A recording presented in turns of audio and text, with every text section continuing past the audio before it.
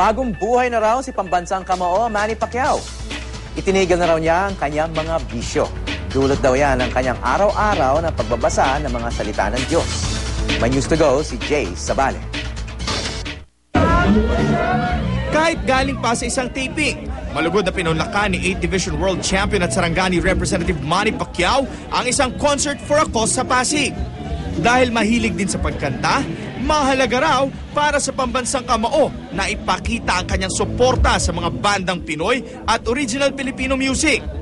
Bukod sa pagsuporta sa mga batikan, pati na sa mga bagong sibol na banda, mahalaga rin daw kay Pacquiao ang mensahe ng concert na nagpapalawak ng kaalaman tungkol sa nakamamatay na sakit na HIV/AIDS.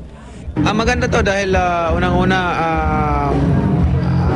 inaano natin yung HIV para maiwasan, and then of course to encourage din na maging mahilig magkumanta, maging mahilig tumugtog. Kamakailan lang, sinabi ng CBCP Episcopal Commission for the Biblical Apostolate na balak nilang kuning Bible Ambassador si Pacquiao. Ang pambansang kamao, game raw sa hamon. Kwento ni Pacquiao, malaki na nga raw ang nagbago sa kanyang buhay dahil sa araw-araw na pagba-Bible study. Katunayan, tinalikuran na nga raw niya ang mga dating gawi. When I accept Jesus Christ as my Savior, God and Savior, wala na, hininto ko na yung pagsusugal, hininto ko na yung pag-iinom, hininto ko na yung mga kalukuhan, yung mga barkada-barkada, at siyempre yung mga sinasabi nilang pambabae, di ba? Wala na tayo, kumaga going straight na tayo.